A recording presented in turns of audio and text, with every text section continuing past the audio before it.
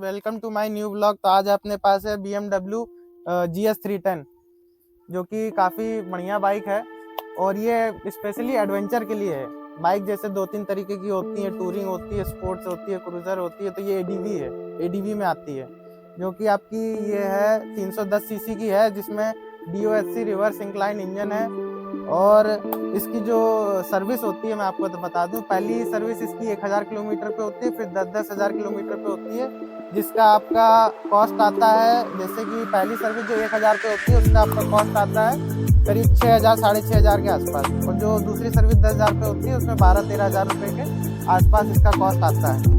तो जिनकी ये बाइक है इसमें एडजस्टेबल लीवर्स भी हैं और इसमें जो आपको इंडिकेटर मिल जाते हैं, इसमें इंडिकेटर मेन इसमें अच्छे इसलिए मिलते हैं क्योंकि इसका जो इंडिकेटर है यही 1250 में भी आता है। इसका एक इंडिकेटर आपका आता है करीब ये 7000 रुपये का एक आता है। जैसे कि एक बार आपको जला के दिखा देते हैं इसका इंडिकेटर। ये देखिए जैसे जैसे लाइन बन के जैसे इसमें आ रही है इंडिकेटर की क्वालिटी में। तो ये जो इंडिकेटर है ये अपना अपाचे की वाली बाइकों में आता नहीं है, जैसे RTR 310 हो गई, RR 310 हो गई, उसमें नहीं आता है, BMW में आता है। तो एक इंडिकेटर का ये काफ़ी स्पेशल, काफ़ी बढ़िया अलग सी चीज़ है। मैं आपको आज मैं इनके ओनर को बुलाना चाहता हूँ, तो मैं इसका आपको ओनरशिप रिव्यू दिलवाता हूँ।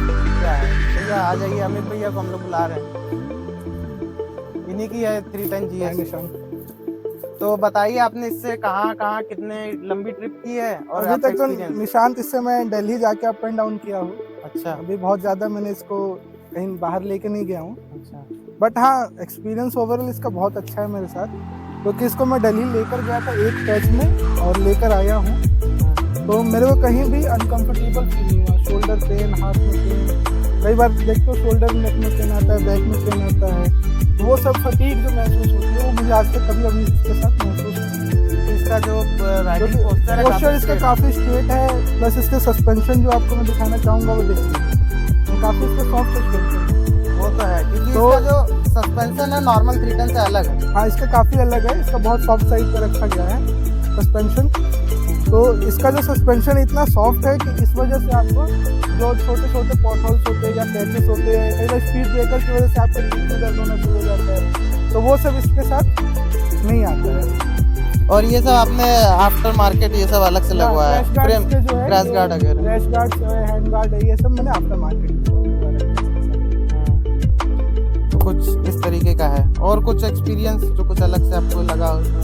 एक्सपीरियंस तो ओवरऑल बहुत अच्छा है, बस एक चीज़ का है, इसमें जो इंजन वाइब्रेशन है, 310 सीसी का जिसका इंजन है, तो थोड़ा सा इंजन वाइब्रेशन इसके साथ रहता है। और एक चीज़ ये भी है कि ये शायद डिसकंटिन्यू कर रही है कंपनी। हाँ, कंपनी अब इसको डिसकंटिन्यू करके 450 GS निकाल GS ला रही है। वो 2 सिलेंडर है तो उसमें वाइब्रेशन नहीं होगा। हाँ, उसके साथ ये एक अच्छा सुनने में आ रहा है, अभी तक तो केवल शोकेस करी गई है कि उसके साथ चूंकि 2 सिलेंडर का इंजन है और पावर भी उसके साथ ज्यादा है, कि रिफाइनमेंट इसके साथ ज्यादा है। इसके साथ थोड़ा इंजन रिफाइनमेंट का इशू है इसके साथ, तो वो उसके साथ नहीं है, इंजन रिफाइनमेंट का इशू उसके साथ नहीं है। एक चीज की और अच्छी है कि रात में आपको ऑक्सिलरी लाइट्स की एक्स्ट्रा जरूरत नहीं पड़ती, इसकी हेडलाइट बहुत हेडलाइट तो स्ट्रांग है, बहुत स्ट्रांग हेडलाइट है इसकी, तो इसके साथ आपको ऑक्सिलरी लाइट्स जो है उसकी जरूरत नहीं पड़ती है। तो कुछ इसके बारे में, इसमें क्विक शिफ्टर है कि नहीं? नहीं, देखो इसमें स्लीपर क्लच आता है, बट इसके साथ क्विक शिफ्टर नहीं आता, तो थोड़ा जो इसका गियर शिफ्टिंग है वो थोड़ा हार्डर साइड पे है। और कितना किलोमीटर चला दिया आपने इसको? अभी तक मैं इसको 14,000 किलोमीटर चलाया हूँ, जिसमें मैंने 3 सर्विस कराई है अभी तक। अच्छा, क्या क्या चार्ज पड़ा पहली सर्विस तो वही अप्रोक्स 5 से 6 हज़ार पड़ा है। जो सेकंड सर्विस थी, चूंकि मैं पहले से ही डिस्क पैड वगैरह इसके चेंज करा चुका था, तो वो भी मुझे 7-8 हज़ार के आसपास सेकंड सर्विस भी पड़ी थी। थर्ड सर्विस भी मुझे उतनी पड़ी थी। हाँ, इसका थोड़ा डिस्क पैड जो है वो थोड़ा जल्दी घिसता है, तो उसको मुझे हर 4,000-5,000 किलोमीटर के बाद चेंज कराना पड़ता है इसका। अच्छा, तो कुछ इस तरीके का आपका ये है राइडिंग एक्सपीरियंस। बाकी आपने इससे ट्रिप कहाँ की करी है अभी तक? यूपी के बाहर कहीं मैंने यूपी के बाहर वही दिल्ली लेके गया हूँ, उसके अलावा अपने जो गांव जाता हूँ वहाँ लेके जाता हूँ, उसके अलावा मैं कहीं भी बाहर इसको कहीं लेके नहीं गया हूँ।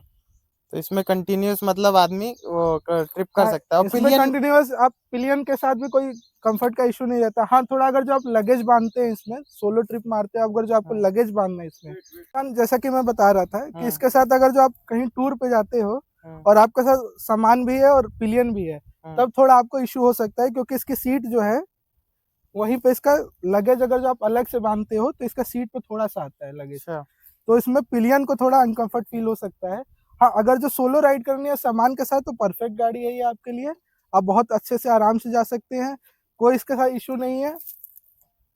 और इसका टायर भी जो मुझे लग रहा है ऑफ रोडिंग के लिए उसी हिसाब से इसमें वो देखिए कटिंग निशान, दी है ये जो है मल्टीपर्पज टायर होते हैं जो आप थोड़ा बहुत आप गड्ढे में भी ले जा सकते हैं, थोड़ा ऑफ रोड भी ले जा सकते हैं, प्योर ऑफ रोडर नहीं है ये एक चीज इसमें और है कि ये राइड बाय वायर आता है कि ये राइड बाई वायर है, राइड बाय इसके साथ वायर। राइड बाई वायर है तो कोई इशू नहीं रहता आपका, बहुत सॉफ्ट रहता है, एक्सीलरेशन वगैरह सब सॉफ्ट है इसका। अच्छा, और जैसे कि इसका अगर अच्छा इसमें ट्यूबलेस है कि ट्यूब वाला आता है? ट्यूबलेस टायर से, ट्यूबलेस टायर से। किसी किसी एडीवी में वो आता है ट्यूब वाला स्पोक आता है, वाले आते हैं, स्पोक स्पोक वाले व्हील्स, आते तो हैं। वो प्रॉपर जो होती है ऑफ रोडर होते हैं, ये प्रॉपर ऑफ रोडर नहीं है, काइंड ऑफ एडवेंचर टूरर है ये, एडवेंचर टूरर है। ये बहुत ज्यादा हार्ड ऑफ रोडिंग के लिए नहीं बनी है, इसी वजह से इसके अलॉयज दे रखे हैं। इसके कंपैरिजन में बहुत ज्यादा वो लोग वो भी प्रेफर करते हैं 390 एडीवी। हाँ, 390 एडीवी चूंकि प्रॉपर ऑफ रोडर है। अगर इस प्राइस रेंज में देखा जाए तो इस प्राइस रेंज में आपके इसके जो कंपटीशन में आपके हिमालयन 450 है, उसके अलावा आप केटीएम के 390 एडीवी जो आती है वो है, भी बेटर है। तो 390 एडीवी चूंकि उसमें कई वेरिएंट आते हैं, उसमें दो तो आते उसमें हैं, टूरिंग के लिए भी है और उसमें ऑफ रोडर भी आते हैं, उसका इंजन भी इससे ज्यादा बेटर है। एडीवी में भी, उसमें 390 एडीवी में भी दो आते हैं, एक आते हैं उसमें ट्रैक्शन कंट्रोल है, इलेक्ट्रॉनिक फीचर ज्यादा मिल जाते हैं तो वो 4 लाख की आती बिल्कुल, है। बिल्कुल। और जो एक नॉर्मल एसी आती थी तो उसमें वो 390 एडीवी वो आती थी करीब 3,35,40,000 के आसपास। अभी उसका करंटली चूंकि नया अपडेट आया है अब तो नई वाली आ गई, प्राइस अपडेट हो चुका है, तो जो आप 4 लाख की बता रहे हो 4.5 की अभी आ रही है, और जो उसका जो नॉर्मल आप वेरिएंट बता रहे हैं वो उसकी 4 लाख के आसपास आ रही है।